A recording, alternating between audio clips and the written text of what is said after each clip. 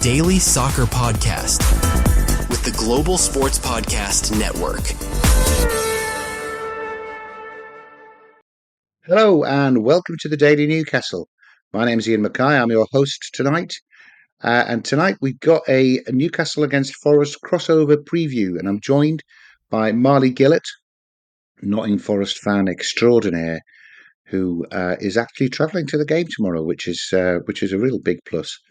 Because I can't go. I'll be watching on the telly, Marley. How are you? And thanks for joining us. I am good. Dreading the 4 or 5 hour journey north and then back south again tomorrow, which will be even worse if we fail to pick up any points. But hopefully we get an entertaining game at least.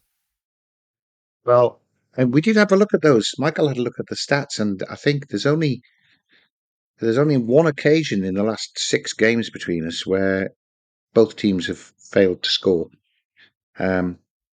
So that's goals at either end.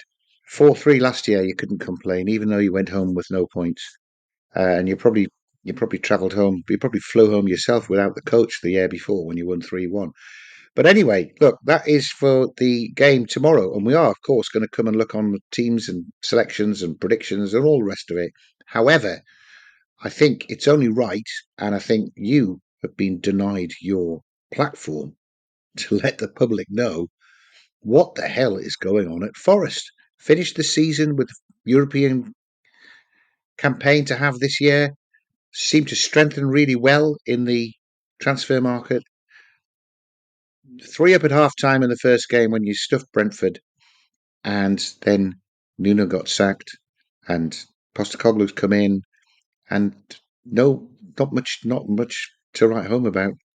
Losing at home to Midtjylland in the first Europa League game on Thursday, which was a surprise result. Anyway, tell us, Marley, what the hell is going on up there? Well, Nuno had a falling out with people behind the scenes, the manager and Edu, who we poached from Arsenal to fill a role, which I'm not entirely sure what the role is, but it's a role, about transfers and what? Sorry, something random just opened up on my screen and closed again. Not had that one before. No. I think he wanted Adama Traore, who Edu blocked him signing, and Edu pushed for the signing of Douglas Luiz, who Nuno didn't want. And all that's kind of accumulated in Nuno making statements in the press, which Marinakis wasn't too pleased about, and ended up sacking him off the back of. And Postecoglou's coming in. It's a complete change of style for one, which mid-season is an awful idea. And it's just not working. We look dire. Yes, we're putting some all right football together, but we don't look like scoring. We don't even look like penetrating the back line. We're trying to play through the middle when it's not on, yet the wingers are wide open. It just doesn't look like it's clicking. It doesn't look like we're going to get anywhere with it. And overall, the fans aren't happy. But the thing that annoys me is people are always saying Nuno was unfairly sacked. No, he spoke his way out of a job, saying things he knew he shouldn't have said. And if anything, he wanted to get sacked. Do you think that he's pushed the self-destruct button because he can see the writing on the wall that he's not going to get his own way anymore, and Edu is running the show? Yeah, which is a shame. You know, we've had a difficult time with directors of football since we've had directors of football.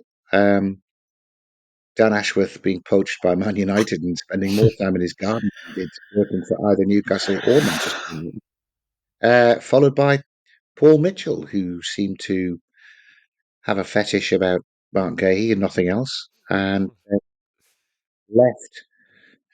left 2 days into Eddie Howe's summer holiday to leave us with no director of football in the transfer market on us.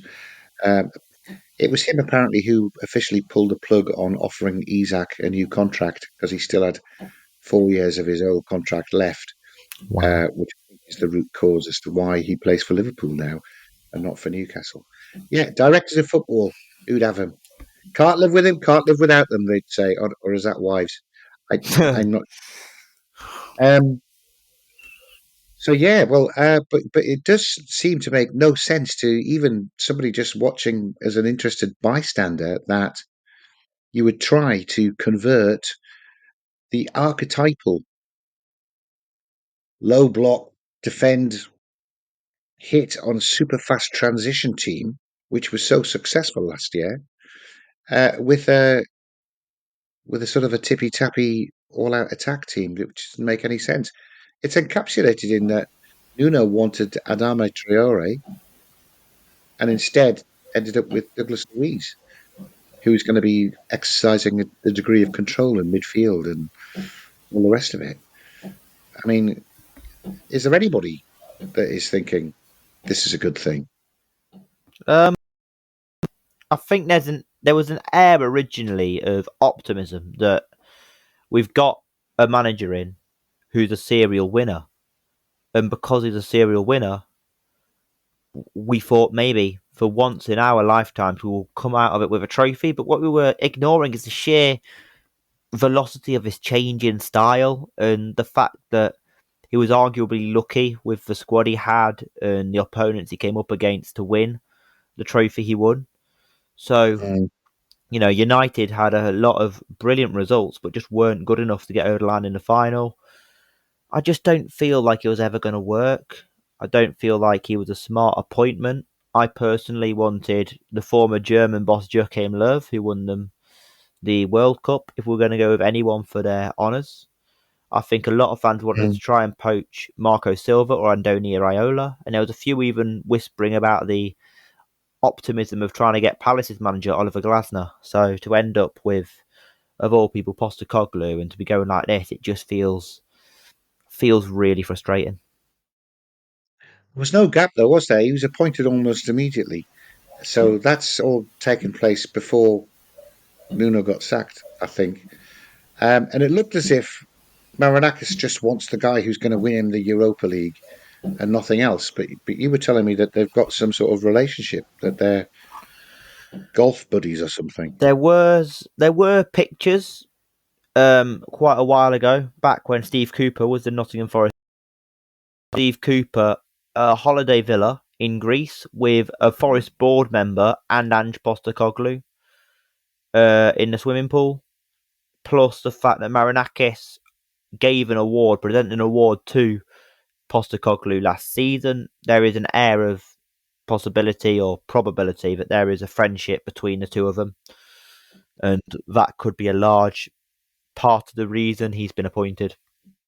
Which, of course, is not necessarily a bad thing if the manager and the owner are getting on really well. That actually should be a positive thing. But it would seem strange for the owner to appoint somebody who he knows is going to.